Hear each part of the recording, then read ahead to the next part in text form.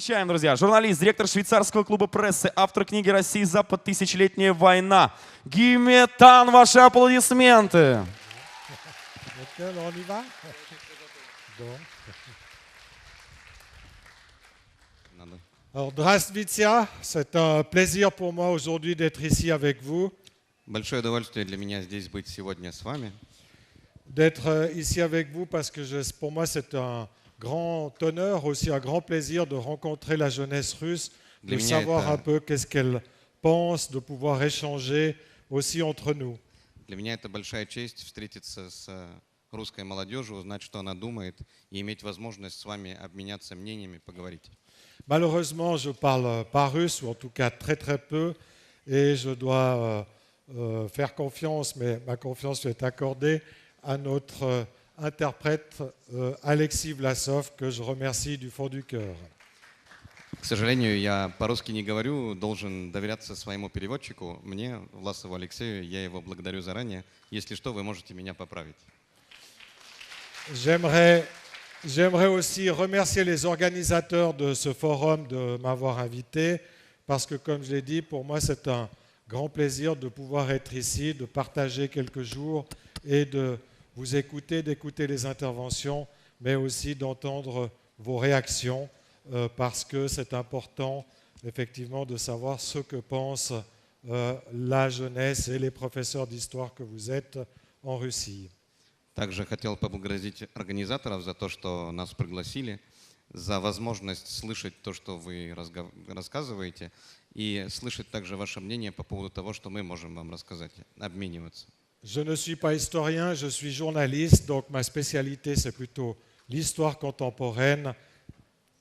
Я не историк, я журналист, моя специальность больше современная история получается. Comme journaliste, j'ai été rédacteur en chef du principal journal de Genève qui s'appelle La Tribune de Genève et je suis aussi député au Parlement de Genève, donc j'étais président de la Douma provinciale, si on peut dire, de Genève, de l'oblast de Genève. В плане журнализма я был главным редактором основной газеты Женевы, Трибюн де Женев. Я депутат, и я был председателем, можно сказать, областной Женевской думы. Et il se trouve qu'il y a bientôt 25 ans, j'ai eu la chance de venir en Russie pour adopter ma fille Oksana, qui est avec nous aujourd'hui et qui a le même âge que vous maintenant, 25 ans. Так получилось, что мне повезло 25 лет тому назад побывать в России. У меня была тогда возможность удочерить свою дочь, которая здесь с нами. Оксана, ей тоже вот 25 лет, ваш возраст. Et c'est aussi grâce à elle que je suis ici aujourd'hui, parce que c'est à travers elle que je me suis intéressé à la Russie et que j'ai pu constater les énormes différences qui existaient entre la réalité russe et ce qu'on dit de la Russie dans les journaux occidentaux.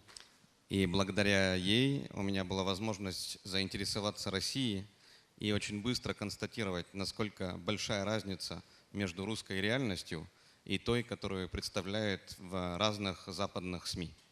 J'en ai fait constater qu'il y avait énormément de préjugés, de clichés, d'opinions toutes faites sur la Russie, mais qui ne correspondaient pas à la riche réalité du pays. Огромное количество предрассудков, очень большое количество клише и разных мнений, которые никаким образом не соответствуют тому, что я вижу в реальности. Et depuis 20 ans, à travers mes articles, j'essaie de corriger cette manière tronquée de parler de la Russie dans nos médias. И я уже 20 лет пытаюсь в своих статьях этот момент исправить, как-то исправить вот это представление и пишу о том, что на самом деле я считаю правильным. Et c'est ce qui m'a déterminé à écrire ce livre qui vient de paraître en Russie, donc Occident-Russie, une guerre de 1000 ans, la russophobie de Charlemagne, l'empereur Charlemagne, à la crise ukrainienne. И это то, что меня привело к тому, что я написал эту книгу о тысячелетней войны, противостояния Запада и России, истории русофобии в деталях. Parce que j'ai en effet constaté que dans les médias, systématiquement, on reproduisait deux catégories de clichés sur la Russie. В том, что касается СМИ, я констатировал, что в основном два типа клише воспроизводят постоянно по поводу России. Ces clichés sont, je dis, de deux espèces. La première espèce, c'est de toujours reprocher à la Russie d'être expansionniste, d'être annexionniste, de vouloir envahir l'Europe sans arrêt que c'est là vraiment son projet fondamental.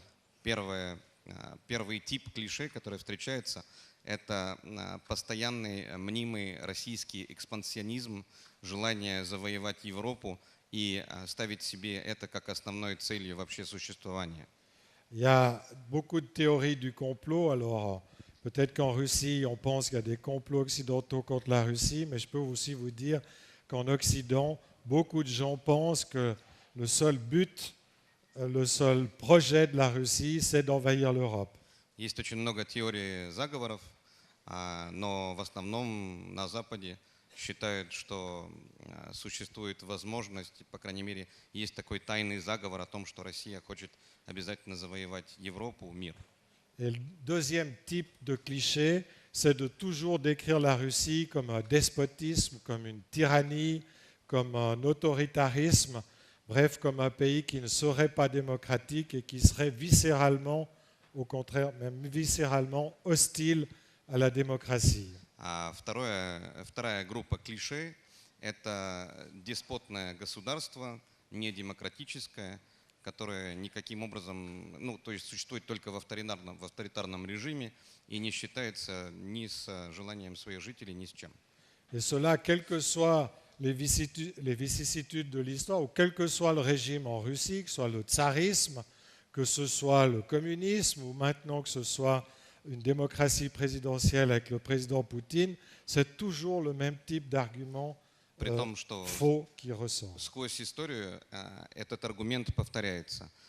Если это было царские времена, использовалась такая же картинка, во время коммунистических времен использовалась та же картинка, и на сегодняшний день президентской демократии используется та же картинка. J'ai donc écrit ce livre d'abord pour des lecteurs occidentaux, pour justement leur montrer que ces deux grandes catégories de préjugés étaient tout à fait inexactes et injustifiées. Конечно, я, во-первых, написал эту книгу для западного читателя, чтобы ему доказать, что вот эти две группы клише необоснованные, неправильные. Et j'ai pris 4 exemples dans l'histoire contemporaine pour montrer que les Occidentaux avaient tendance à critiquer la Russie même quand elle était absolument pas impliquée ou qu'elle n'était pour rien dans ces événements. И взял 4 примера из нашей современной истории, чтобы показать о том, что Запад все равно продолжает критиковать Россию, даже тогда, когда она совершенно не замешана в то, о чем идет речь в плане событий. Premier exemple que j'ai pris, c'est celui de la catastrophe aérienne d'Überlingen, près de la Suisse, en 2002, quand un avion des Bashkirian Airlines avec 72 enfants russes à bord s'est écrasé. Первый пример, который был приведен, была катастрофа самолета башкирских авиалиний, вы наверняка помните, в 2002 году около Überlingena, в течение которой погибли 72 ребенка. Dans les minutes qui ont suivi, donc l'avion a fait une collision avec un Boeing de transport de la compagnie DHL. Этот самолет встретился в воздухе с Боингом от компании DHL. Dans les minutes qui ont suivi le crash, immédiatement les premières dépêches publiées par les agences de presse occidentales ont commencé à accuser ou à soupçonner le pilote russe d'être le responsable du crash. В следующие минуты, которые последовали после авиакатастрофы, все коммюнике, которые появились в прессе, сразу же осуждали русского пилота в том, что он, скорее всего, был некомпетентен, непрофессионал, и вообще это была его вина. Et justement, sans rien connaître en fait aux circonstances de l'accident, on a commencé à dire qu'effectivement le pilote avait trop bu parce qu'il était russe, que l'avion était mal, la maintenance de l'avion n'était pas bonne, que le pilote ne savait pas bien parler anglais, donc il n'avait pas bien compris les ordres de la tour de contrôle, enfin ce type d'explication. И как только стали начинать комментировать события, не зная никаких вообще элементов о обстоятельствах, стали объяснять, что, скорее всего, пилот же выпил, он же русский, Он плохо говорил по-английски, не понял то, что ему сказали по рации, вообще-то он не умел летать и тому подобное. Et pendant les premières heures, même pendant les 2 premiers jours de la catastrophe, toute la presse mondiale a repris ce type d'explication pour essayer d'expliquer ce crash. И в течение первых нескольких дней все мировые СМИ, которые, конечно, эту новость распространяли, стали опираться на этих объяснениях, чтобы дальше объяснять, что произошло. Mais très vite, il est apparu dans l'enquête que le pilote russe savait parfaitement l'anglais, qu'il n'avait pas bu, que l'avion fonctionnait parfaitement et que la vraie responsabilité du crash incombait à des erreurs du service de contrôle aérien de mon pays, de la Suisse. Очень быстро расследование показало, что пилот был высококвалифицированный, что все, что касается обслуживания самолета, было в порядке, и само судно было в порядке, что он хорошо говорил по-английски, что у него был большой опыт. И, в общем-то, вина легла на мою службу, то есть на швейцарскую службу обеспечения пилотов, обеспечения полетов, которая давала указания пилоту. Mais le mal était déjà fait. On avait déjà publié partout que c'était de la faute du pilote russe et presque personne n'a corrigé cette erreur. Но, к сожалению, информация уже распространилась, и никто не стал особо обращать внимание на то, что выводы были другими. И то, что осталось у людей в памяти, был тот факт, что это была вина пилота. C'est un exemple parfait où la Russie était victime. Ce sont des enfants russes qui sont morts, mais où la Russie n'avait aucune responsabilité dans ce crash, mais où par préjugé, on se met à accuser à tort ce pays. Это очень хороший пример в том плане, что дети были российские, Россия была жертвой, у России не было никакой ответственности в том, что произошло, однако все осуждения пришли все равно в ее адрес. Deuxième exemple, la tragédie de Beslan en 2004. Vous la connaissez, je ne vais pas avec les enfants, les 1000 enfants qui avaient été pris en otage par des terroristes du Caucase. Вы помните также второй пример, это трагедия Беслана в 2004 году, когда были взяты больше 1000 детей заложниками. Вы все это помните. Là aussi, c'était des enfants innocents qui étaient pris en otage et dont plusieurs dizaines avaient été massacrés tout de suite au début de la prise d'otage. Это были невинные дети, которые были взяты в заложники. Несколько десяток из них были сразу же убиты во время начала самой этой операции. Mais que fait la presse occidentale au lieu de se solidariser avec les familles des victimes, avec les enfants, elle attaque tout de suite le gouvernement russe en disant que c'est de sa faute s'il y a eu une prise d'otage. И сразу же международные СМИ, вместо того, чтобы показать какую-то симпатию к семьям тех, с которыми это случилось, или выразить какую-то симпатию к России, начинают сразу же атаку, говоря, что это вина России, если вообще эта проблема с заложниками произошла изначально. Alors que la presse occidentale n'a jamais dit que c'était la faute du président Obama s'il y avait eu une tuerie en Floride, ou n'a jamais dit que c'était la faute du président Hollande s'il y a eu une tuerie à Paris ou à Nice. И также вы помните, что когда были какие-то убийства в американских школах, которые происходят, к сожалению, регулярно, западная пресса никогда не говорила, что это была личная вина президента Обамы или президента Франции, когда произошла Ницца, или какие-нибудь другие события такого же рода. Troisième exemple, c'était la guerre avec la Géorgie en août 2008, où la presse occidentale a immédiatement accusé la Russie d'être à l'origine de l'attaque, d'être l'agresseur. Третий пример касается военного конфликта с Грузией в августе 2008 года, где международные СМИ сразу же осудили Россию в том, что эту проблему, этот конфликт начала Россия, атакуя Грузию. Alors, et continue à répéter souvent cette même chose aujourd'hui encore, donc 8 И ans это après les faits, продолжают повторять еще до сих пор, 8 лет после фактов, alors même qu'il y a eu une enquête du Conseil de l'Europe, qui n'est pourtant pas très favorable à la Russie, mais cette enquête du Conseil de l'Europe a établi très clairement que l'agresseur était la Géorgie. Malgré tout ça, la presse, par préjugé, continue à répéter que le responsable, l'agresseur, serait la Russie. Несмотря на то, что было расследование со стороны Европейского совета, которое, даже если оно было расследование не обязательно очень положительное в сторону России, точно определило, что агрессором в этом случае выступала Грузия. Несомненно, эти факты были проверены, доказаны, и Совет Европы это показал в своем расследовании. Но СМИ продолжают ту же линию. Dernier exemple, c'était les Jeux Olympiques de Sochi, où avant les Jeux Olympiques, les médias et souvent aussi les gouvernements attaquaient la Russie en disant que les Jeux Olympiques étaient mal préparés, que ce ne serait pas fini, que la sécurité n'était pas assurée, etc., etc.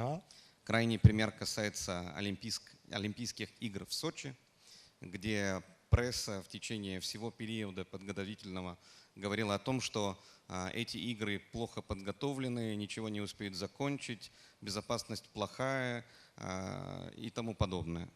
Il y a des milliers d'articles qui parlaient uniquement de corruption, de travaux mal faits, de routes pas finies, d'installations effectivement pas terminées, alors même que ces Jeux olympiques ont été considérés par le Comité international olympique comme étant parmi les mieux organisés de l'histoire de l'olympisme. И были тысячи статей, которые говорили о том, что коррупция, незаконченные дороги, незаконченные работы, вещи, валяющиеся и тому подобное. Тогда, когда Олимпийский комитет, о котором мы еще недавно с вами здесь же слышали, был вынужден признать, что это были среди лучших организованных Олимпийских игр вообще за историю феномена. Juste une dernière anecdote à ce sujet.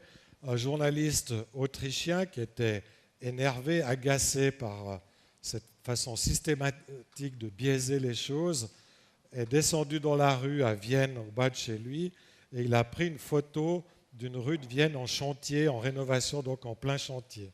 Один австрийский журналист из Вены, которого очень сильно раздражало тот факт, что постоянно пишут, что попало в адрес подготовки сочинских Олимпийских игр, спустился около своего дома во Вене и снял там кусочек стройки недоделанной, где валялись какие-то там деревянные перекрытия. C'était 2 jours avant l'inauguration des Jeux. Это было 2 дня до открытия игр. Et il a mis cette photo sur Facebook et il a légendé la photo Sochi 2014. И он поставил эту фотографию в своем Фейсбуке, написал под ней, это вот Сочи 2014 год. Et sur Twitter, il a eu des centaines de tweets partout. И моментально появились сотни твитов. Des journaux américains l'ont appelé pour lui acheter sa photo. Американские газеты ему звонили для того, чтобы у него выкупить этот снимок, его права. Et après une dizaine d'heures, voyant que ça explosait partout, il a republié la photo en disant non, non, les gars, vous vous êtes trompés, c'était une plaisanterie. C'est la rue de Vienne, Léopoldstrasse, juste en bas de chez moi. И после десятки часов вот этих комментариев, муссирования по разным форумам социальных СМИ, он заново опубликовал снимок и сказал, это была шутка, это Леопольдштрассе, это во Вене, и вообще снимок там никак не имеет никакого отношения. Et personne n'a corrigé. Никто ничего не исправил нигде. Donc juste avec ces 4 exemples, j'ai pris ces 4 exemples pour essayer de montrer aux lecteurs européens comment les préjugés qu'il avait, que la presse a, fonctionnent. Et donc j'ai essayé aussi de comprendre pourquoi ces préjugés étaient tellement profondément enracinés dans l'inconscient ou l'inconscient collectif de mes confrères de journalistes et d'une grande partie du public occidental. И я выбрал эти 4 примера для того, чтобы показать западному читателю, насколько несправедлива вот эта вот проблема предрассудков. И в свою очередь меня, конечно, заинтриговало. Я сам попытался понять, откуда настолько глубоко уходящие корни у такого желания вот этих вот предрассудков. Et c'est là que, dans mon enquête, puisqu'il s'agit au fond d'une enquête historique, je suis remonté jusqu'au schisme religieux qui a séparé le monde orthodoxe du monde catholique romain. И когда я стал вести свое расследование, потому что, по сути дела, получилось расследование, я постепенно уходил в прошлое и дошел до того момента, когда был раскол церквей между западным и восточным направлением. Parce que pour moi, la russophobie a une dimension idéologique sur les valeurs, mais aussi une dimension géopolitique. Для меня русофобия, конечно, имеет идеологическое измерение по ценностям, но тоже и геополитическое. Et dans cette, pourquoi remonter jusqu'au schisme religieux? Eh bien, comme vous le savez, à la fin de l'Empire romain, l'Occident est parti parti en morceaux et ce sont Constantinople et Byzance qui ont pris le relais. La Как вы succession de помните, l'Empire в romain. конце Римской империи Запад немножко раскололся по частям, и получается, что Константинополь и Византия подхватили, можно сказать, передачу, стали важнее. L'Europe n'était plus rien, Rome n'était plus rien. Рим больше ничего из себя не представлял, Европа больше ничем особым Et не являлась. toute la civilisation était concentrée à Constantinople. И вся, получается, цивилизация, по крайней мере, значительная ее часть, была сконцентрирована в Константинополе. Mais à la fin du 8e siècle, vers l'an 790, В конце 8 века, где-то в 790 году, un nouveau roi émerge dans l'Europe occidentale qui s'appelle Charlemagne, Charles le Grand. новый король появляется в европейской части, Карл Великий, Шарлемань.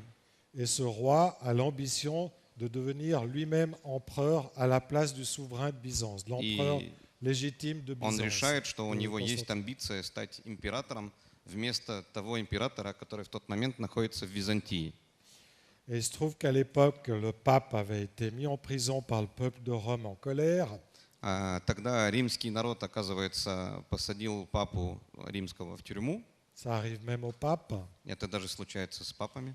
Et qu'il avait demandé à cet empereur, à ce Charlemagne, de venir l'aider avec son armée pour le libérer et le remettre sur le trône. И он тогда попросил Карла Великого его вызволить, ему помочь со своими военными силами, чтобы его поставить обратно на его властное место. Et ce roi a accepté. Король согласился, Il est venu avec son armée, mais il a posé deux conditions. пришел со своей армией, но поставил два условия. La première, c'est d'être couronné empereur par le pape. Первое условие было в том, чтобы его бы короновали императором, и это бы сделал именно папа. Et la deuxième, c'est de Второе changer условие. la foi chrétienne en introduisant un changement dans la composition de la Sainte Trinité. Второе условие было в том, чтобы поменять христианство, вставляя изменения в составе Троицы. Et le pape a accepté la première condition pour retrouver son trône de pape.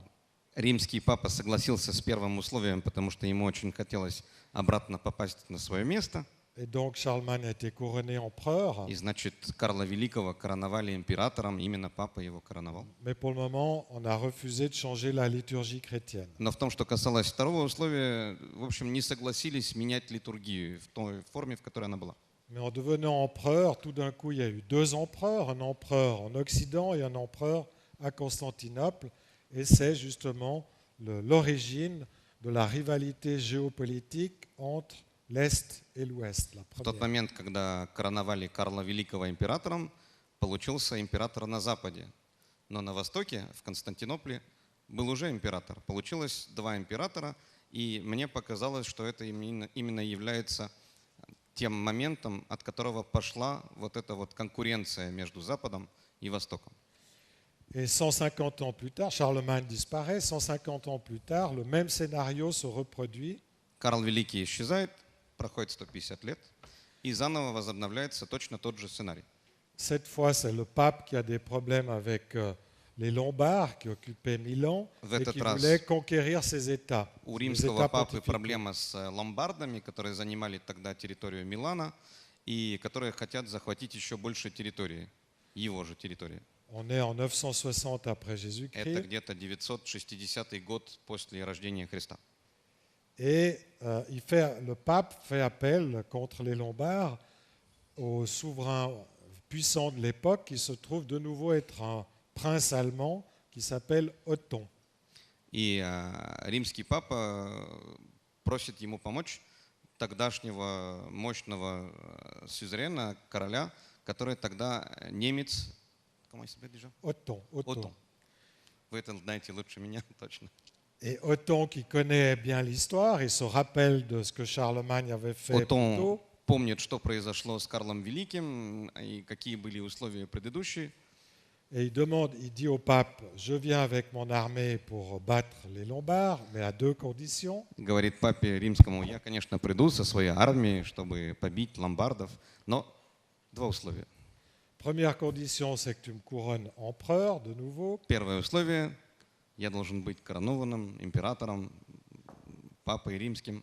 Deuxième condition, c'est que tu changes la liturgie comme voulait Charlemagne. Второе условие: Chrétien. поменяй, пожалуйста, литургию так, как это хотел Карл Великий.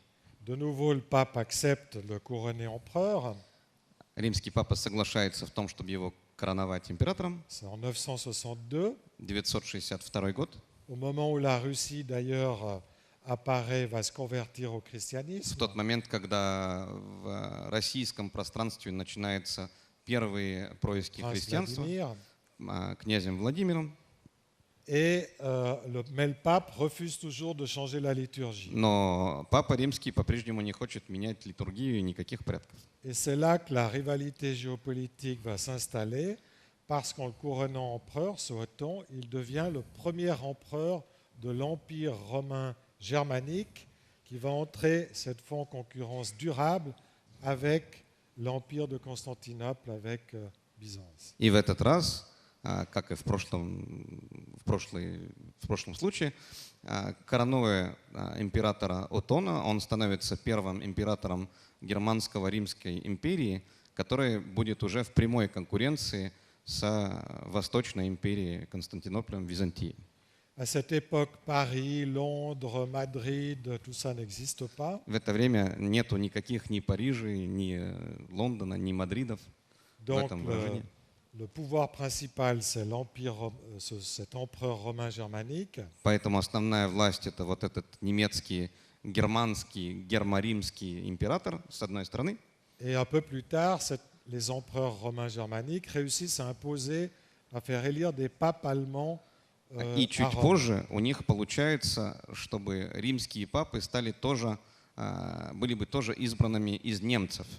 Et c'est à ce moment que les papes allemands vont accepter de changer la liturgie et vont déclencher le schisme entre l'Église catholique d'Occident et l'Église orthodoxe d'Orient. И тогда именно вот эти немские папы согласятся с этим вторым условием, поменяют литургии и фундаментальные порядки, и начнется действительный раздел между будущей католической церковью и православной.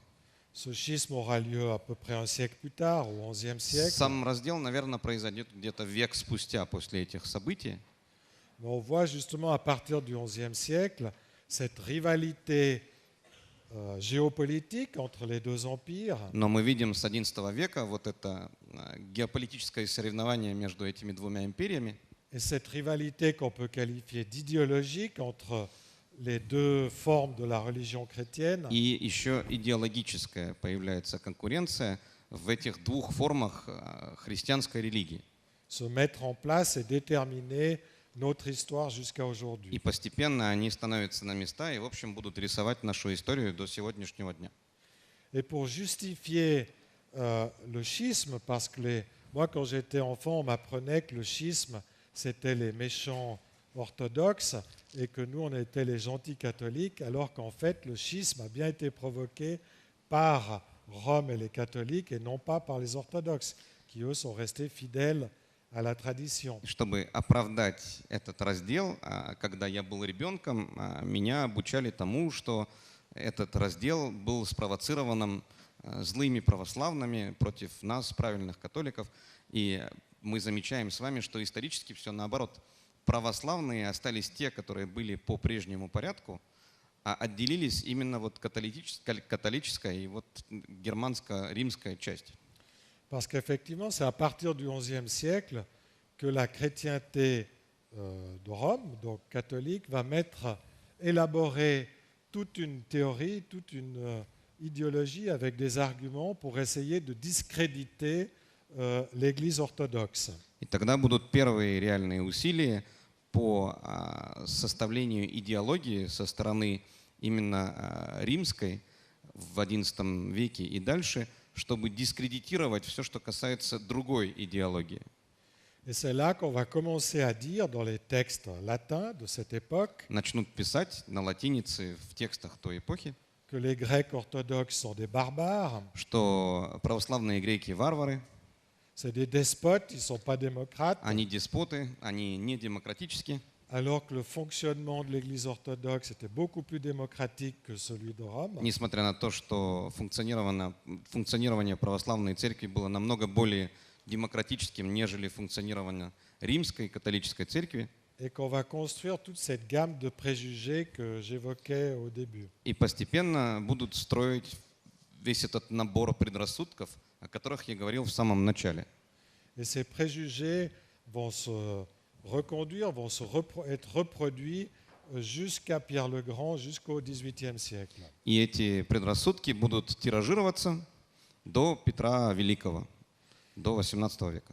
Pourquoi? Parce qu'après la chute de l'Empire byzantin, de Constantinople en 1453, c'est la Russie qui reprend l'héritage politique et religieux de l'Empire grec d'Orient et donc qui va malheureusement être la victime des préjugés qui avant étaient contre les Grecs de И Constantinople. после падения Византии в 1450 году это Россия, которая возьмет все это наследство и идеологическое, и остальное будет дальше нести вот этот момент и станет прицелом, не прицелом, целью вот этих предрассудков. Et comme les intellectuels de l'époque étaient tous des moines ou liés à l'Église, Так как интеллектуалы тех времен были практически все монахами, которые были как-то связаны с церковью одной или другой формой, les ambassadeurs qui seront envoyés en Russie à partir du XIVe, XVe, XVIe, XVIIe siècle, послы, которые были посланы в Россию в XIV, XV, XVI, XVII веке, sont aussi souvent des évêques часто des gens являются владыками proches de l'Église et ils vont или людьми близкими к церкви. reprendre les mêmes arguments, les mêmes clichés, les mêmes préjugés contre les tsars russes qui prennent Et de они l'importance depuis cette époque. Снова пользоваться теми же предрассудками уже против российских царей. Тот же набор. Et quand vient Pierre le Grand et les premières réformes qu'il fait, Когда приходит Петр Великий, среди первых реформ, которых он делает, la Russie redevient une grande puissance européenne, Россия. surtout aussi d'ailleurs avec Catherine II. Россия снова становится большой европейской державой, конечно, еще с Екатериной II.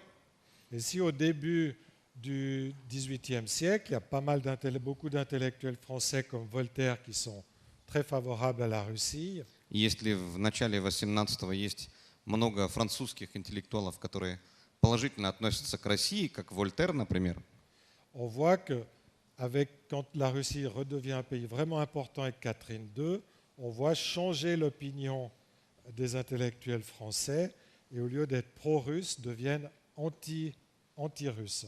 и когда благодаря Екатерине II Россия снова становится очень значительной державой, мы вдруг замечаем, что меняется мнение вот этих французских интеллектуалов, которые отходят от предыдущего влечения к России, заново появляются предрассудки. Et c'est à ce moment que Louis XV, le roi Louis XV, avec l'aide de Polonais, fabrique le faux testament de Pierre le Grand. И тогда появляется, как вы помните, Людовик XV создает с помощью поляков лживое, как правильно сказать, De Pierre le Grand.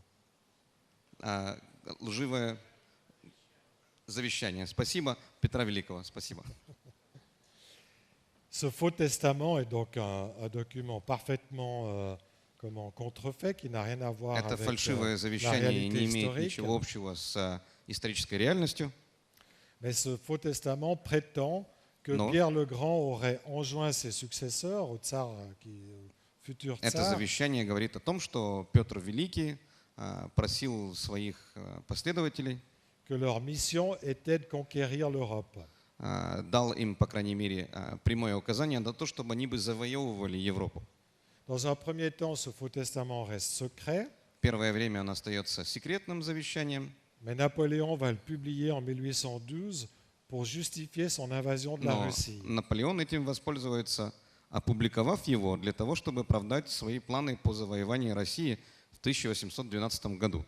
Ce qui va dire, il faut que je me dépêche d'envahir la Russie parce que justement la Russie veut nous envahir. Regardez ce document. Мне нужно спешить завоевать Россию, а то Россия будет нас завоевывать. Вот посмотрите, вот документ, там написано, что вот собираются. Exactement la même chose que les Américains ont utilisé en 2003 pour envahir l'Irak en fabriquant des faux documents sur les soi-disant armes de destruction massive de Saddam Hussein. Как вы помните, точно то же самое было сделано Соединенными Штатами в 2003 году, когда были созданы фальшивые документы по присутствию оружия массового уничтожения в Ираке для того, чтобы оправдать захват Ирака.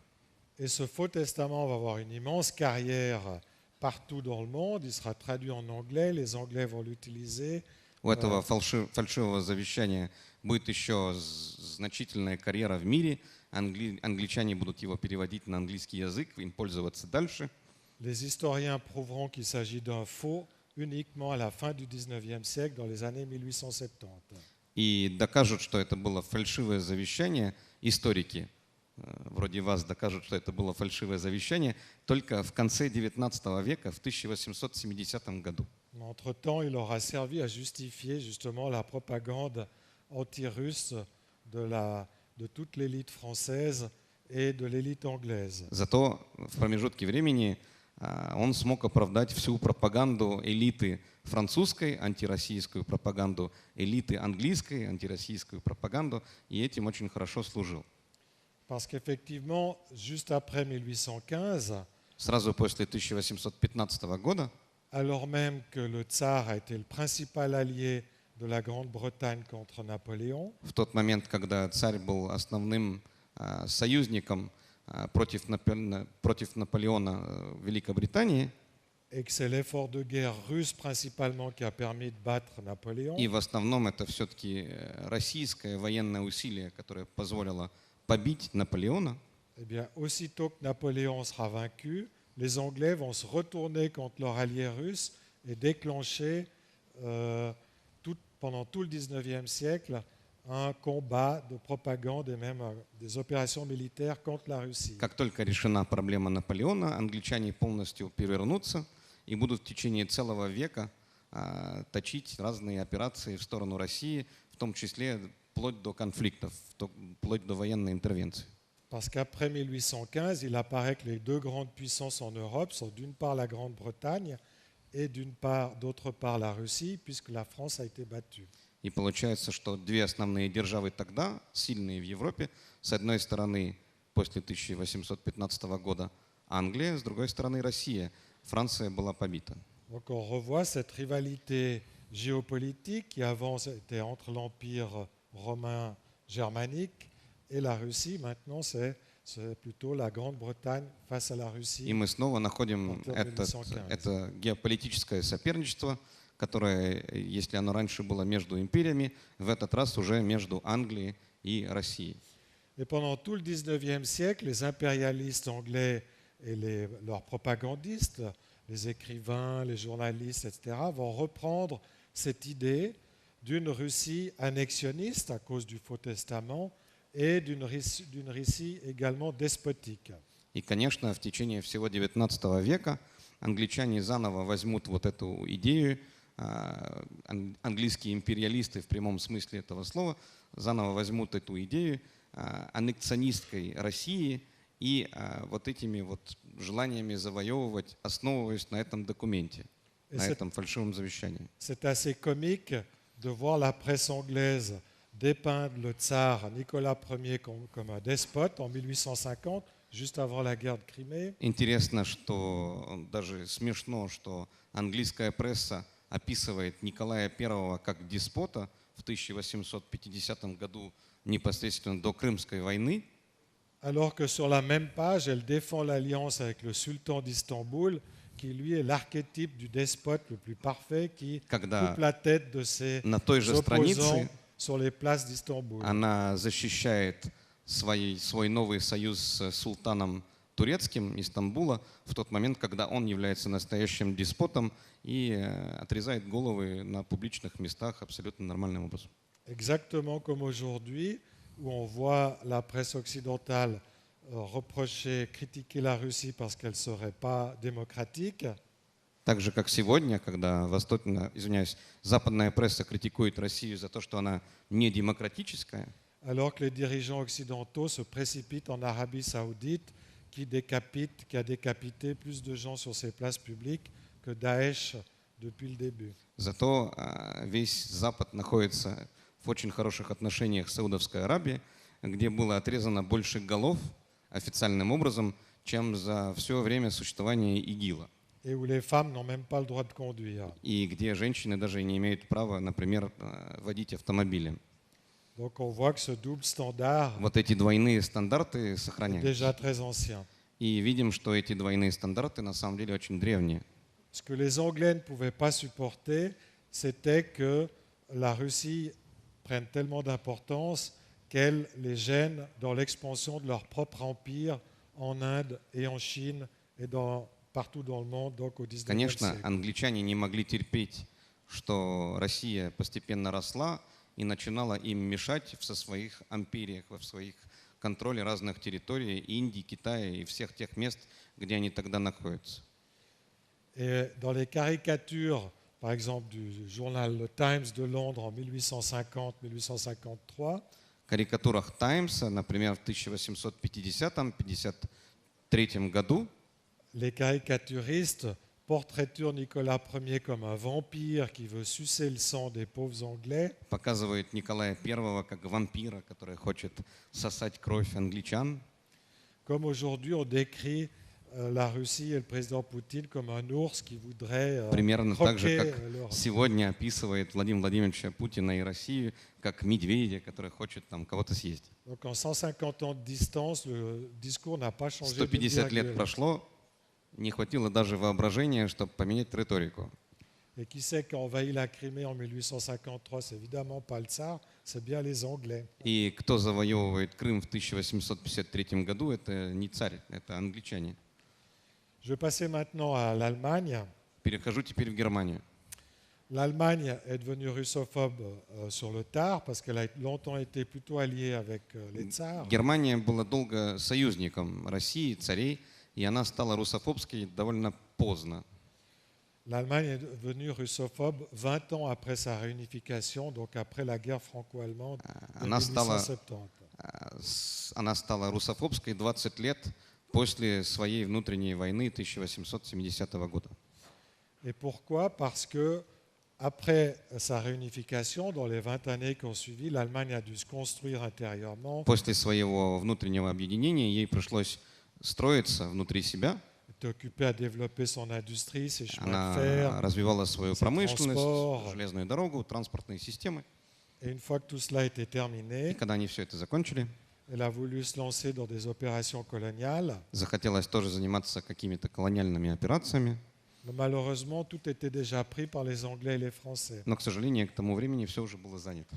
Et il n'y avait pratiquement plus de place pour elle en Afrique ou Французы, en Asie. англичане уже все заняли, в Англии, извиняюсь, в Африке, в Азии уже не было места. Et c'est à partir de la fin du 19e siècle que les idéologues allemands, les impérialistes allemands, И где-то в конце XIX века немецкие империалисты, идеологи, ont commencé à développer l'idée que puisque tout était pris ailleurs, il fallait qu'ils trouvent des nouveaux espaces, mais où? À l'est, c'est-à-dire dans le territoire russe. начали развивать идею о том, что если все занято в других местах, нужно найти другие пространства, например, на востоке, Et à partir des années в сторону 1900, России. à partir des années 1900, on va voir chez les théoriciens allemands de l'État, les théoriciens de l'Empire, se mettre en place toute une propagande pour dire c'est à l'est que nous devons aller, c'est en Ukraine et en Biélorussie que se joue le destin de l'Empire allemand. И тогда у немецких теоретиков, начиная с 1900 года, начинают появляться идеи о том, что нам нужно двигаться в сторону Востока, в сторону Белоруссии, в сторону Украины. На этих территориях будет возможное будущее Германской империи. Et on va voir se mettre en place une sorte de russophobie d'État en Allemagne à cette époque. И тогда появляется, в общем-то, государственная русофобия в Германии тех времен. Et c'est amusant de constater qu'à ce moment-là, les Français changent d'avis, Интересно заметить, что именно в то время французы меняют мнение, parce que les Français qui étaient russophobes deviennent russophiles, потому что французы от русофобов становятся русофилами. parce qu'ils ont été battus par les Allemands et que le principal ennemi pour eux maintenant c'est l'Allemagne. Они были побежденные Германией, получили по голове, теперь основной враг немецкий, Ils cherchent des alliés contre l'Allemagne. ищут каких-нибудь союзников против Et comme il Германии. n'y a pas grand monde à part la Russie, И так как мало народа осталось, кроме России, à la fin du 19e siècle, ils redeviennent amis avec в la конце Russie. 19-го они снова становятся друзьями с Россией. Là-dessus arrive la Première Guerre mondiale où les Allemands essayent de mettre en application leur plan de conquête В это à время l'Est. начинается Первая мировая война, в течение которых немцы пытаются вотворить свои планы по поводу завоевания чего-нибудь в сторону Востока, Mais ils sont battus. но не везет, снова побеждены.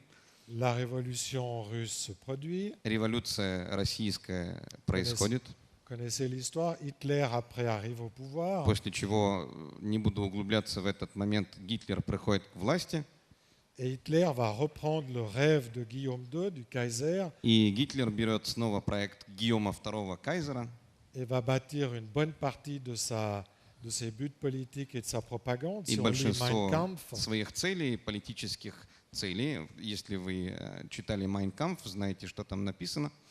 où il écrit que Он пишет, l'avenir du Troisième Reich, что будущее Третьего Райха c'est la conquête de l'Est, находится в завоевании Востока, où il faut qu'on élimine 30 millions de Slaves, где нужно всего лишь уничтожить 30 миллионов славян, et puis on transforme les 30 autres millions en esclaves И pour тогда produire pour l'Allemagne. остальные 30 миллионов могут стать рабами для того, чтобы производить для Германии. Bon, la Deuxième Guerre mondiale se passe, Вторая мировая война, Великая Отечественная война происходит, les Allemands sont de nouveau battus, немцы снова поражены, к счастью. donc le programme n'a pas pu se réaliser comme prévu. Программа не произошла, как это было предвидено. Encore une contribution allemande à la russophobie, c'est И еще раз Германия снова приносит камень в сторону русофобии. eux qui vont lancer dans les années 1980 Они где-то уже в 80-х годах l'idée que le nazisme et le communisme, c'est à peu près la même chose. начнут C'est équivalent. пропагандировать идеи о том, что нацизм и коммунизм очень, в общем-то, похожи, почти равносильны. Et qu'en fait, l'un est aussi pire que l'autre, et même que le communisme est encore pire que le nazisme. Один и другой очень плохие, и в некоторых аспектах, может быть, коммунизм даже хуже нацизма. Donc Staline égale Hitler, pour faire court. В общем, для того, чтобы это было бы приемлемым посылом для общего гражданина, Сталин равен Гитлеру. Alors on peut discuter après de savoir si c'est vrai ou pas, mais ce n'est pas important. На самом деле дискуссия, понимать, дискуссия правда ли высокая. это или нет, не так важна. C'est que cette manière de faire Но вот эта манера va contribuer à réduire, au fond, à diminuer la responsabilité du nazisme dans le déclenchement de la Deuxième Guerre mondiale. будет постепенно занижать ответственность нацизма в том, кто, в общем-то, был причиной в этой Великой Отечественной войне. Et va aussi diminuer, du coup, le rôle de l'Union soviétique, donc de la Russie, dans la contribution à la victoire de la Deuxième И Guerre mondiale. также будет занижать роль Советского Союза в победе над Германией в Великой Отечественной войне. Et c'est tout le discours qui a lieu maintenant en Occident, chaque fois qu'on fête le 8 et le 9 mai, le jour de la Каждый victoire, раз, когда отмечаем 8 и 9 мая, День Победы où on на finit Западе, par enseigner aux jeunes occidentaux que ceux qui ont gagné la Deuxième Guerre mondiale, ça n'est pas la Russie, c'est les Américains lors du débarquement. и, в общем-то, принято говорить западным детям, и особенно в истории, что победа в Великой Отечественной войны была не благодаря России, а благодаря американской высадке. Parce que du même coup qu'on réduit le rôle du nazisme dans le déclenchement de la guerre et la contribution russe dans la victoire, on grossit la contribution И, конечно, américaine. тем, что занижают роль ответственности нацизма в начале Великой Отечественной и занижая роль советскую в победе, можно таким образом возвышать другое. Je ne... Je t'interromps pas, je vais donner un exemple sur mon éducation, Ok. c'est ce qu'on m'a appris. Ok. Я тому пример, когда я был в школе во Франции, в Швейцарии, я был убежден до того, как приехал в Россию в 80-м году, мне тогда было 14 лет, я был уверен, по крайней мере по учебникам истории, что действительно Вторую мировую войну, а не Великую Отечественную, выиграли американцы, высадившись в Нормандии. Мне пришлось приехать сюда, изучить историю и понять, что на самом деле это было неправильно. И все мое поколение, большинство людей думают так. Merci. Et il arrive, comme j'écris dans le livre, bientôt, on va croire que c'est le débarquement du 6 juin 1944 qui a été l'élément, qui a été le jour de la victoire sur le nazisme et non pas le 8 ou 9 mai 1945. И люди будут думать, что 6 июня 1944 года был тот самый день, который был днем победы над нацизмом, и ни в коем случае то, что происходило на Восточном фронте, не будет, в общем-то, упоминаться. Et si on regarde juste les chiffres, il y a eu 200 000 soldats. Je diminue en rien la contribution Я américaine. ни в коем случае не занижаю американскую контрибуцию к тому, что произошло. Mais si on regarde juste les chiffres, Просто по цифрам. il y a eu 200 000 soldats américains tués en Europe pour 200 la тысяч libération, la victoire американских contre le солдат nazisme, смешанных сил были убиты в Европе, et 26 millions de soviétiques tout réunis. 26 миллионов советских граждан были убиты. 13 millions de Russes. 13 миллионов русских, можно Donc ça сказать. montre exactement Вы qui видите a соотношение, contribué à quoi. разницы. Mais cela, on n'en parle plus. Но об этом больше не говорят или мало. Et que se passe-t-il juste après 1945? Что происходит сразу после 1945 года? On a bientôt fini. Скоро закончили. Après 1945, il se repasse exactement le même scénario qu'en 1815 après la victoire sur Napoléon. После 1945 года происходит ровно тот же сценарий, что и в 1815 после победы над Наполеоном. C'est-à-dire que le principal contributeur de la victoire sur le nazisme a été l'Union soviétique, ou la Russie, Основная сила, которая позволила победить нацизм, была Советским Союзом. avec ses millions de morts, Это неоспоримо, и миллионы убитых это показывают. et que les États-Unis et la Russie étaient à l'époque alliés, comme on a pu le voir. И Россия, и Ялта, Штаты la были conférence de тогда Ялта. союзниками. В Ялте сидели вокруг одного стола в качестве союзников. Comme les Anglais avaient été alliés au Tsar en 1815, Так же, как тогда, как помните, англичане были союзниками царя в 1815. à l'époque, le maréchal Zhukov faisait la une des magazines américains et Staline aussi, Маршал comme un grand Жуков héros. был на первых страницах американских газет, так же, как господин Сталин был на первых страницах американских газет. Et tout d'un coup, Et donc- aussitôt après la victoire, Как только произошла вот эта победа, les Américains se sont retournés contre la Russie, comme les Anglais en 1815. американцы ровно так же переворачиваются, как это сделали англичане в 1815 году, Et ça a été le début de la guerre froide. и начинается холодная война. Parce que pour les mêmes raisons que les Anglais, По тем же причинам, что и англичане в свое время, les Américains ne pouvaient pas supporter l'idée американцы не могли терпеть идею, de n'être pas les seuls vainqueurs de cette guerre что они могли быть не единственными победителями этого et конфликта. de devoir partager les choses Et avec что une autre нужно grande еще puissance. С кем-то делиться, тем более с большой силой. Je vais m'arrêter là parce que Я je на vois этом qu'il est- остановлюсь. voilà. Je vous remercie encore de votre Я вас attention et je suis prêt à благодарю répondre за à ваше vos внимание. questions. Спасибо большое. У нас есть вопросы, и сейчас будем постепенно. Буду рад ответить на ваши вопросы. Да. Давайте начнем. Вот там вот самая длинная рука просто вот из всей аудитории. Выше всех возвышается.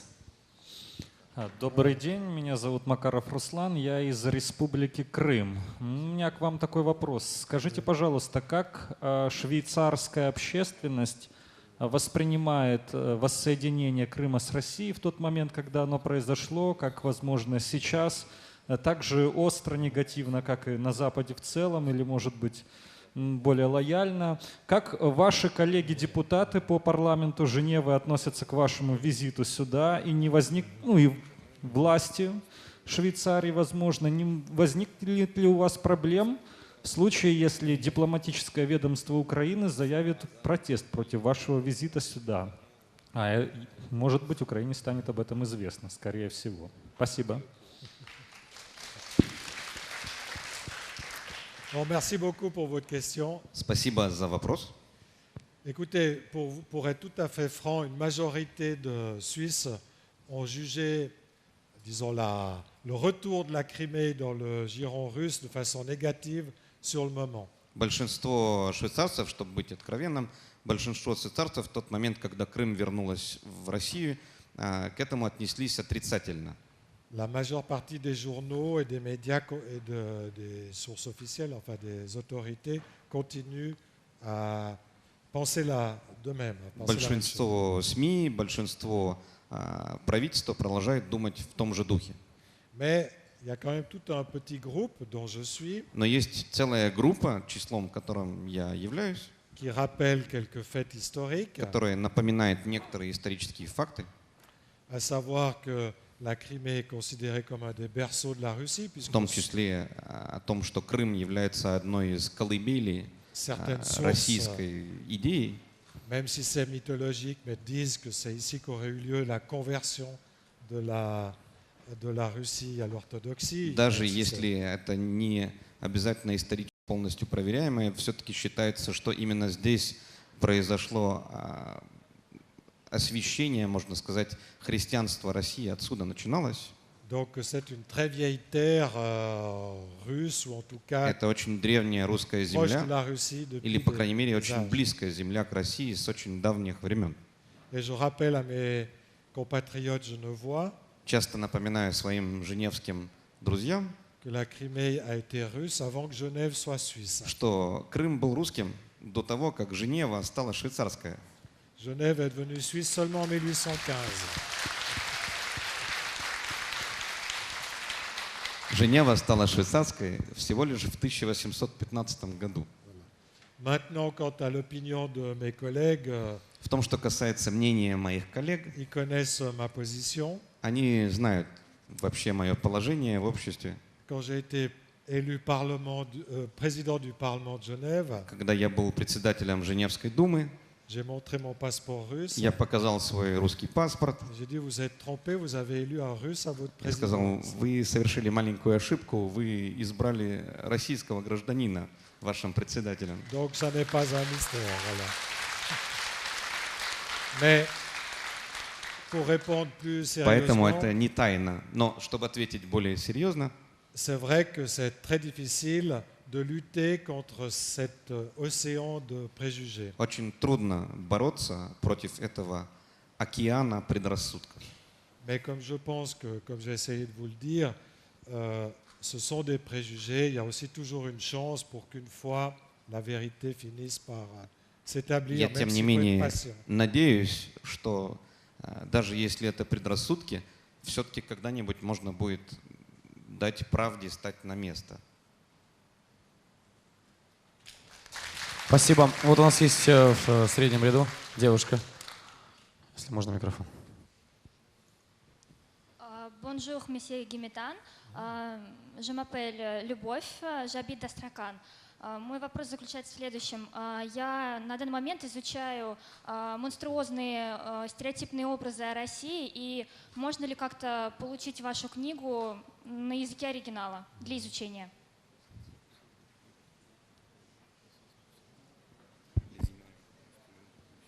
Ah ouais.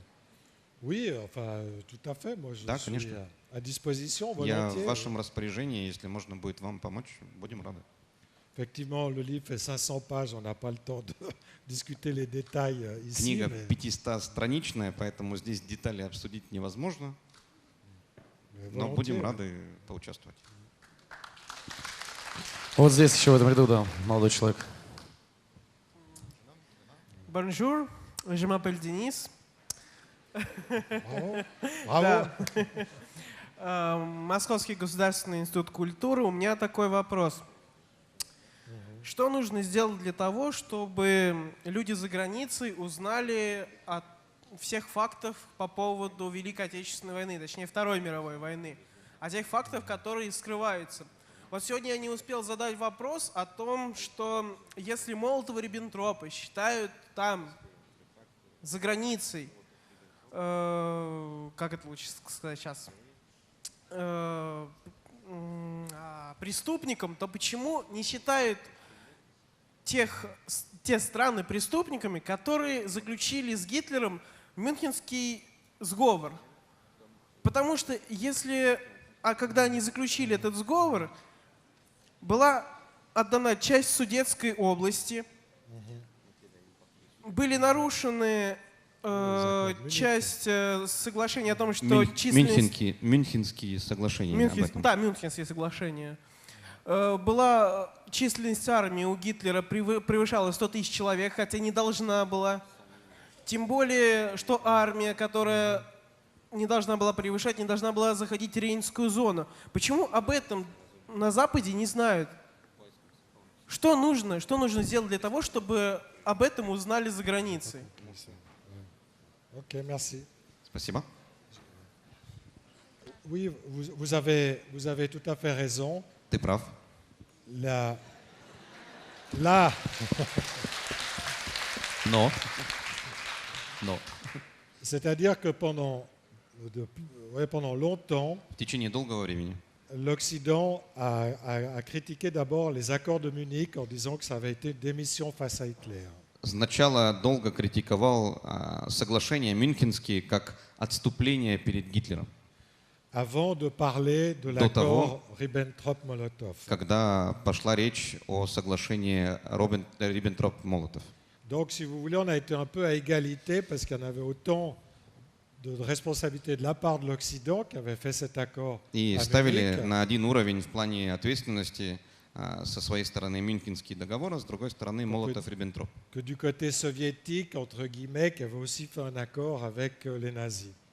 Ну, в том числе Советского Союза, которые тогда достигли соглашения ненападения с нацистской Германией. Mais maintenant, dans le révisionnisme occidental, Но в нынешнем ревизионизме западном, который имеет место быть сейчас, on tend à complètement oublier les accords de Munich, почему-то Мюнхенские соглашения куда-то забылись, ушли в сторону, про них уже нет mieux речи. dénoncer l'accord Ribbentrop-Molotov Зато это позволяет лучше показать соглашение Молотов-Риббентроп comme étant le plus scandaleux, entre как guillemets, des deux. самым скандальным в кавычках из двух.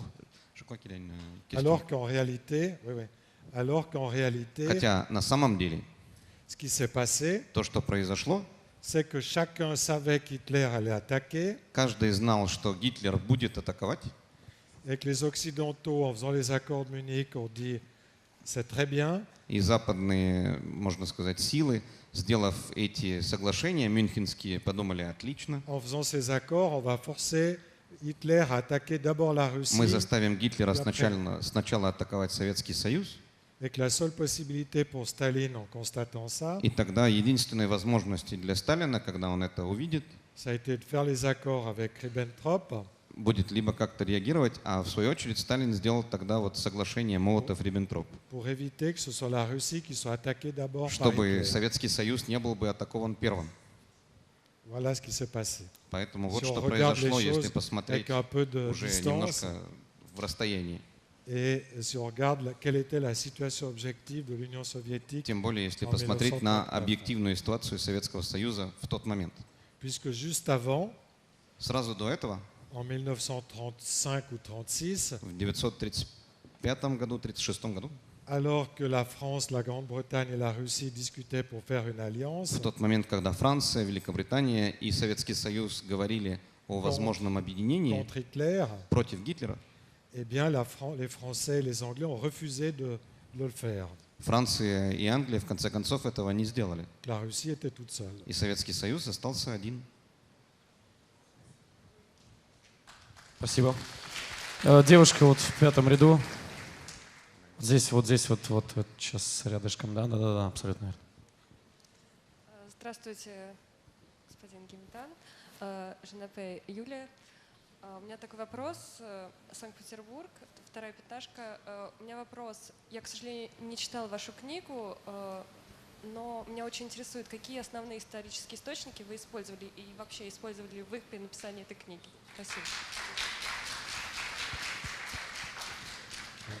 Alors, je ne suis pas historien moi-même.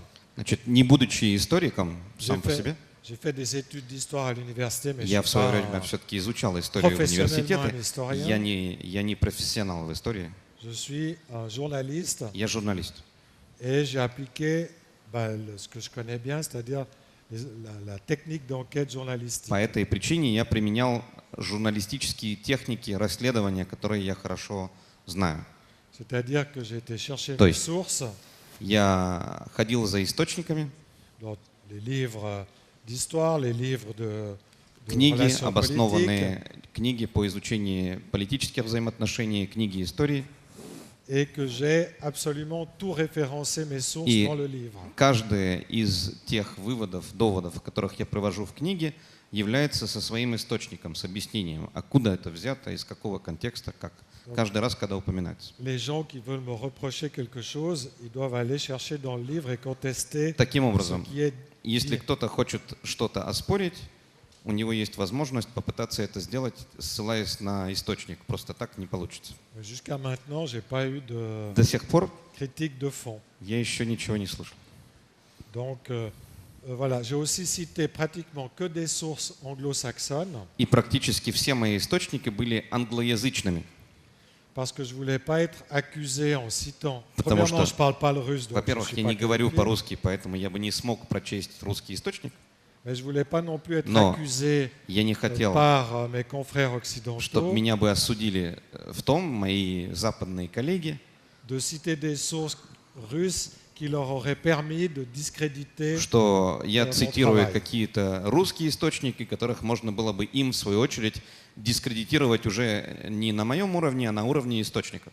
Parce que ce qu'il faut quand même dire en Occident, c'est que si l'Occident est très russophobe, Нужно понимать, конечно, что Запад сейчас, к сожалению, сильно русофобский. il y a aussi beaucoup de chercheurs, Есть aussi des всё-таки journalistes, aussi много des scientifiques научных работников, журналистов, qui font du travail sérieux, et которые qui ont делают fait серьезную работу et reconnus dans les и universités, которые, в общем-то, пользуются определенным уровнем доверия в университетах, même s'ils ne sont pas populaires ou cités даже если largement они dans не les очень médias. популярны и не очень цитируются.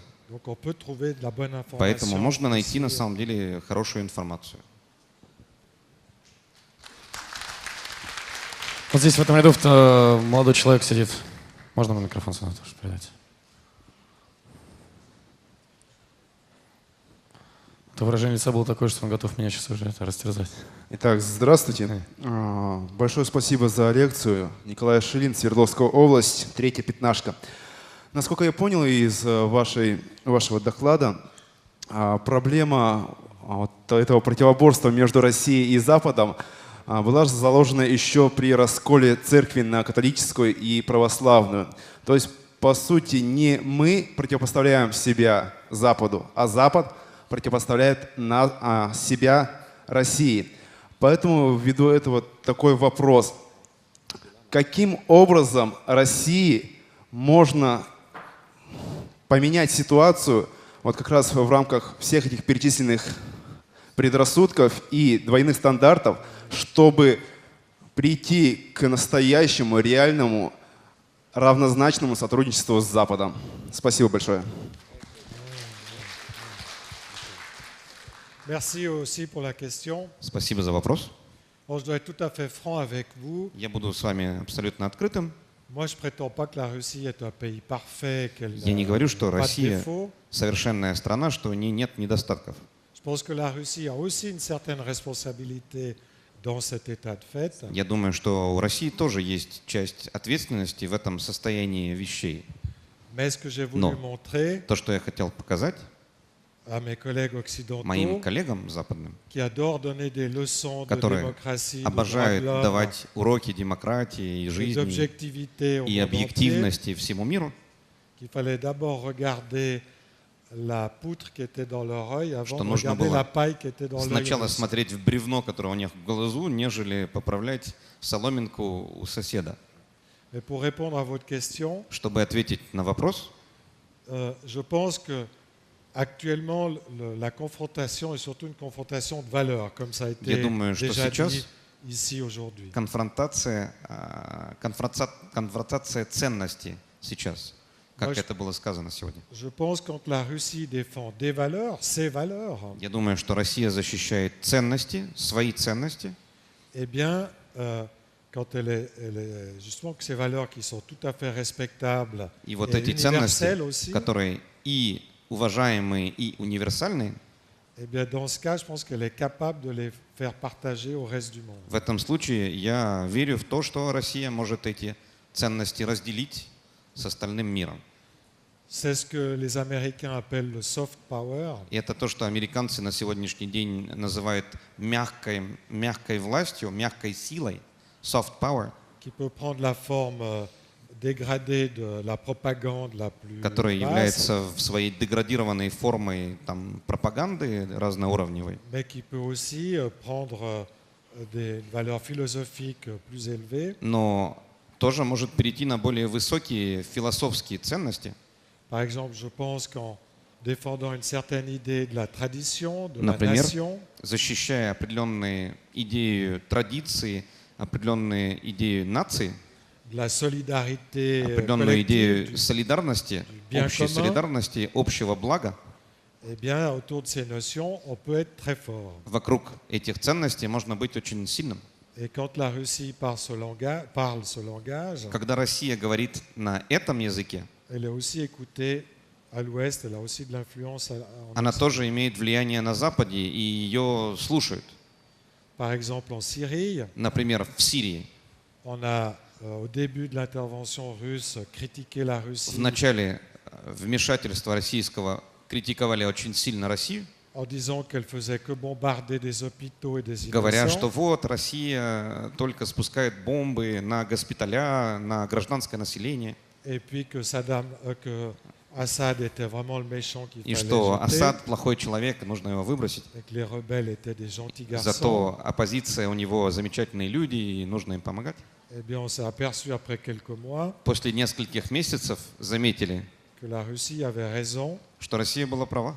à la fois sur le plan des idées Также на идейном уровне, et sur le plan militaire, puisqu'elle a réussi à faire en также quelques semaines и на военном уровне, ce que la coalition de 60 États sous l'égide des États-Unis n'avait pas réussi à так faire. как за несколько en 2 недель ans. ей удалось сделать то, что коалиция из 60 стран под началом Соединенных Штатов за 2 года не смогла сделать. Спасибо. Можно сюда микрофон? Вот. Второй. Привет, меня зовут Боян, я из Словении. У меня очень короткий вопрос. То есть, правда ли, что английское слово раб, slave, происходит от слова славянин, славик?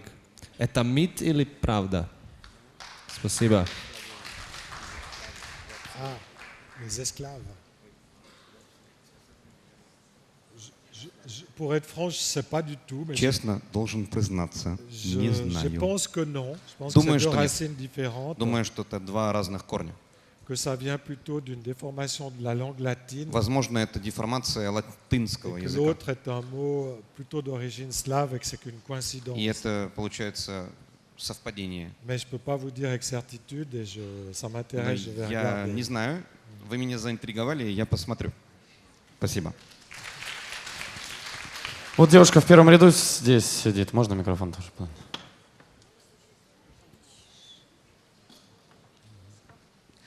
Добрый день, Кожухова Алена, город Новосибирск, 14-я пятнашка.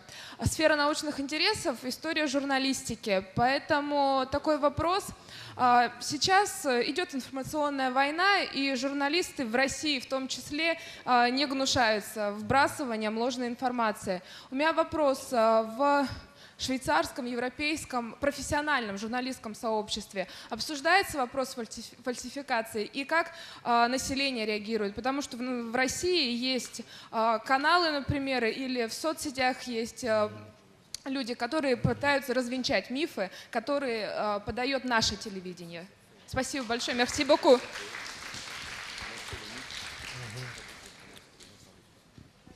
Oui, c'est une bonne remarque. Хорошее замечание. Parce que comme je ne sais plus qui c'est qui a dit ça, dans une guerre, Не qu'elle soit помню, кто froide это ou сказал. chaude, la première victime, c'est la vérité.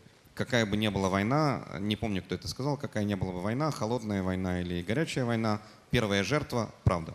Donc, comme on est dans une guerre d'information des deux côtés, Так как мы в информационной войне с двух сторон, il y a des tendances à exagérer ou à déformer Есть les faits des deux côtés. тенденции, которые, к сожалению, с двух сторон намечаются, отмечаются по увеличению или по направлению фактов. Pour moi, le secret réside dans le fait qu'il faut absolument avoir des sources d'informations diversifiées. Для меня секрет состоит в том, что нужно иметь диверсифицированные источники информации для события одного. Moi, par exemple, je lis la presse occidentale, mais je regarde aussi Russia Today. Я Sputnik. читаю западную прессу, но я тоже смотрю на то, что говорит Russia Today, и все то, что мне доступно на англоязычном языке, но русских источников. Ou des sites critiques américains Или ou anglais, критические сайты американские или английские, parce que ça me donne une information plus complète. потому что это мне дает более полное понятие картины. Le problème de l'Occident, c'est qu'il est persuadé d'avoir toujours raison Проблема у Запада в том, что Запад уверен в том, что оно всегда право, et que tous les autres sont des idiots. и, конечно, все остальные идиоты. Et donc, il n'est même pas conscient de sa propre propagande. Поэтому Запад даже не замечает свою собственную пропаганду.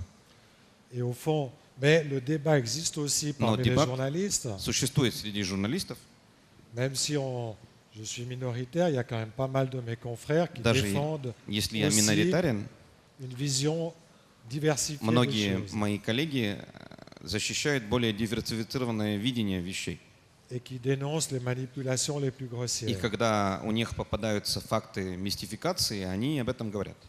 Pour ça, on a de la matière Для этого у нас много материи.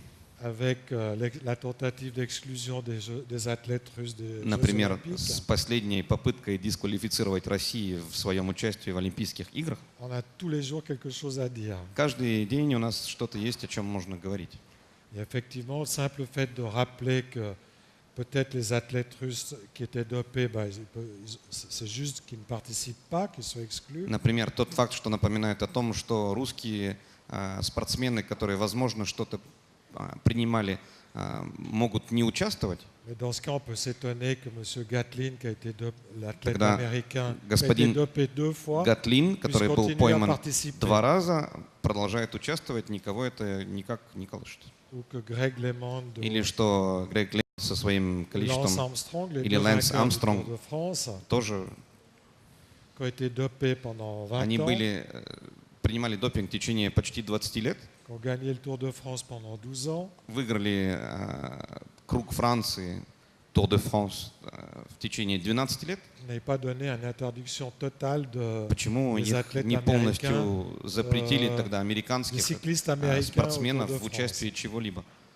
Donc voilà, c'est des Поэтому, да, вот такая вот ситуация. exemples. Спасибо. Вот здесь еще в этом ряду в центре сидит девушка в белом. Можно вот микрофон? Вот там. Нет, там давно уже тянет руку. Поднимите еще раз, да, вот. У нас сейчас, немножко забегая вперед, в 16:30 начинается подготовка к дебатам по проектной деятельности. И мы немножечко можем здесь задержаться, потому что нет никакой образовательной программы, поэтому будет возможность у многих еще задать свои вопросы.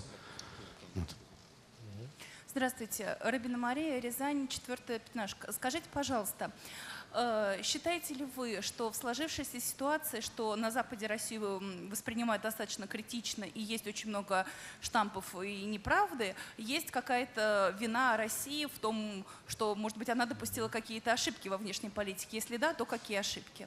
Спасибо.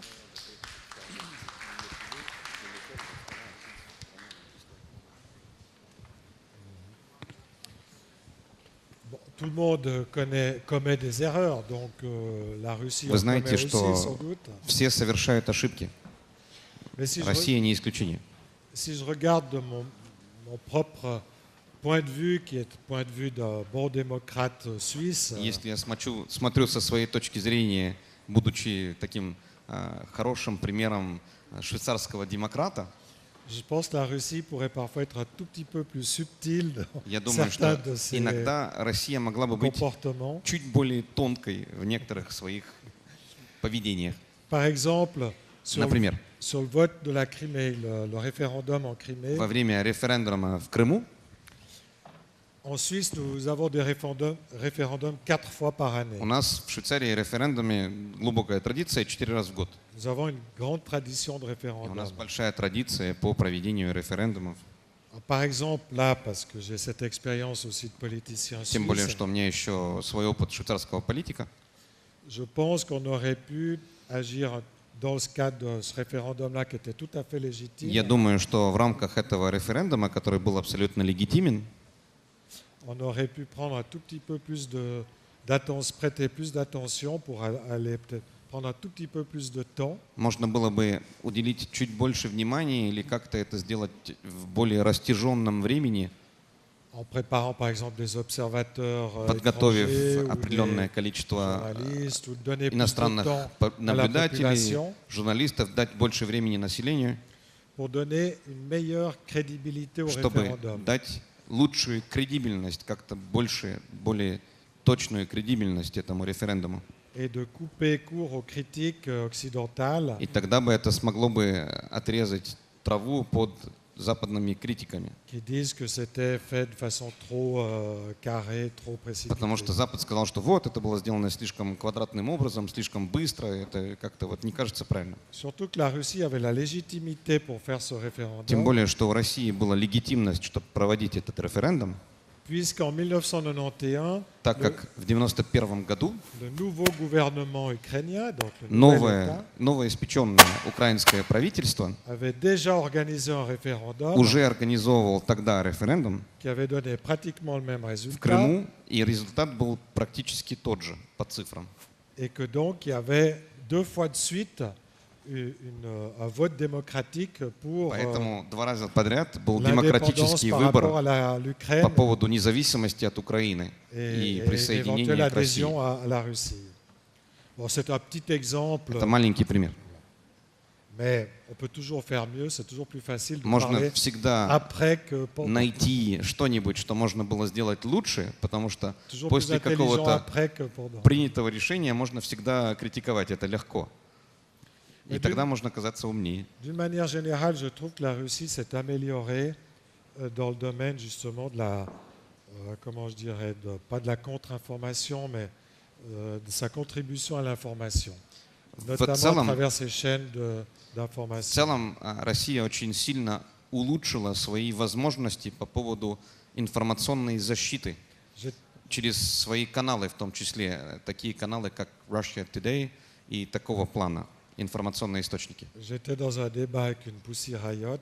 Я был в дебате с одной из участниц Pussy Riot. Et puis elle était scandalisée parce qu'elle trouvait que justement la chaîne Russia Today était beaucoup trop écoutée par beaucoup trop de gens en Occident. Она была очень раздосадована тем, что слишком большое количество людей на Западе смотрит на Russia Today. Et j'aurais dit, mais le vrai problème, c'est pourquoi elle est si écoutée? Si elle disait que des bêtises, on l'aurait déjà complètement ignorée. И я ей тогда остановил, сказав, что в чем настоящая проблема. Если бы она бы рассказывала, что попало, никто бы на нее не смотрел. Et la vraie question, c'est pourquoi les auditeurs ou les lecteurs européens préfèrent regarder Russia Today plutôt que leurs propres journaux. Но интересный вопрос в том, почему тогда западные зрители предпочитают смотреть на Russia Today, нежели на свои же источники или на свои каналы. Donc, voilà. Поэтому вот. Спасибо. Ну вот в дальнем ряду сейчас молодой человек уже 2 вопроса тянет. Видно, как устали руки. Алло, слышно? Добрый день, Константин Зеленский, город Магадан. У меня вот такой вопрос. В советские годы для обывателей преподносилось, что Запад — это такая цивилизация, которая постоянно загнивает и вот-вот скоро пропадет. но 91 год, Союз распался, Запад не загнил. А в сегодняшней повестке дня в новостной мы видим, что Европа в основном подается такими новостями. Расстрелы, протесты, однополые браки, ювенальная юстиция, весь негатив. И говорится о том, что это кризис западноевропейской системы, западноевропейской цивилизации. Вопрос такой, скажите, вот вы вообще наблюдаете, кризис ли этот западноевропейской цивилизации и культуры, или это какие-то общие мировые тенденции? Спасибо.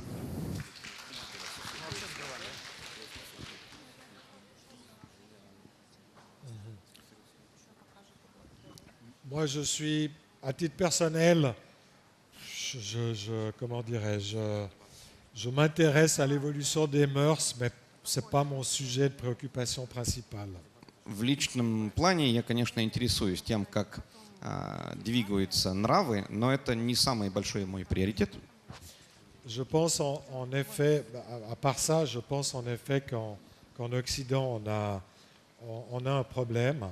Кроме этого, я, конечно, думаю, что на Западе у нас есть проблема, Qui est celui du statut ou des droits qu'on accorde aux minorités, quelles qu'elles soient. которая является теми правами, которые даются разными формами миноритетам.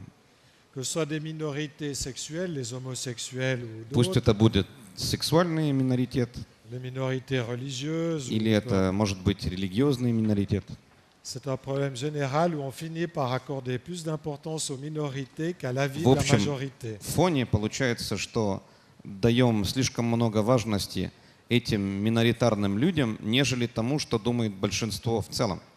Alors que pour qu'une démocratie fonctionne correctement, Для il того, faut quand чтобы même que ce soit la демократия majorité qui décide. хорошо бы работала, должна все-таки решать демократия, то есть большинство должно решать.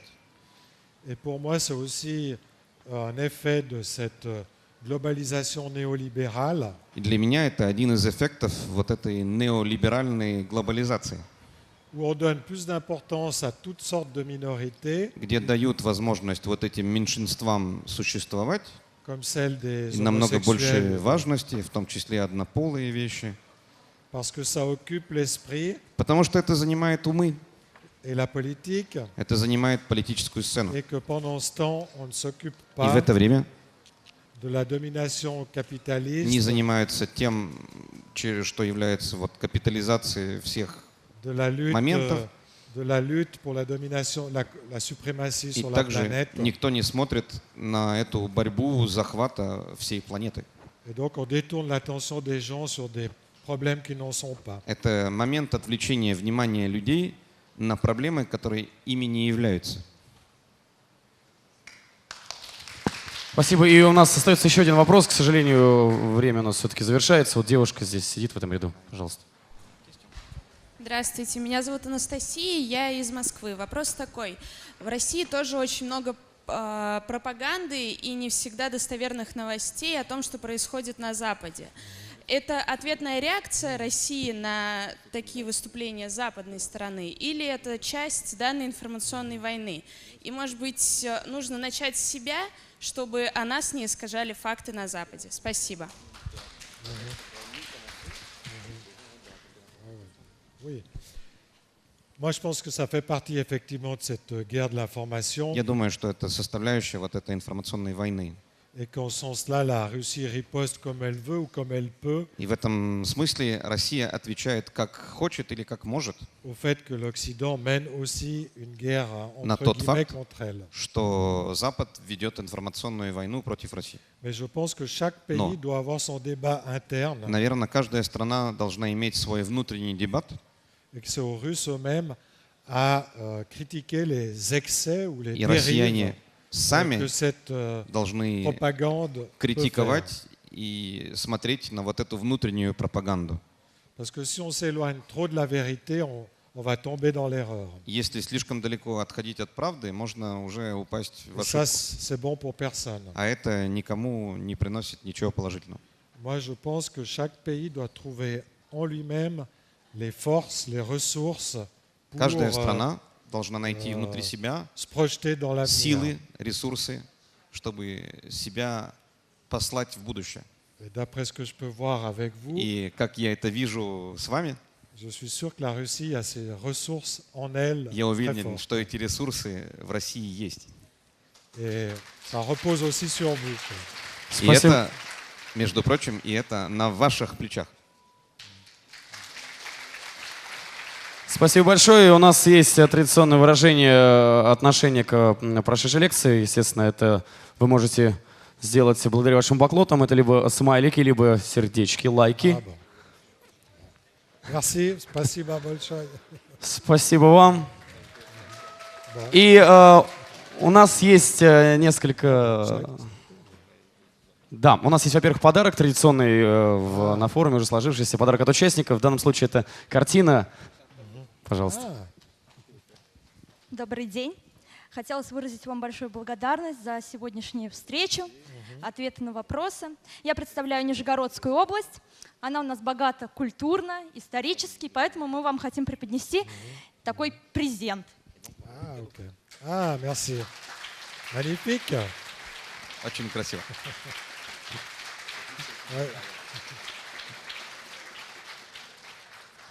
Спасибо большое. Voilà. Есть еще у нас благодарственные письма от дирекции и... Добрый день. Город Уфа, Республика Башкортостан. Хотел бы вам преподнести вот национальный наш сладкий продукт. Это мед. Magnifique. Спасибо. Merci beaucoup. Спасибо. Господин Гюметан будет еще здесь на форуме, поэтому вы сможете где-то уже здесь на территории найти, пообщаться и, может быть, какой-то свой подарок подарить и задать свой вопрос. Ну и, собственно, вот эти благодарственные грамоты от дирекции форума. Спасибо вам огромное за то, что провели свое время вместе с нами. Я думаю, что было очень интересно услышать оценку европейского человека о ситуации, происходящих между Россией и Западом. Ну и можно сделать, наверное, какой-то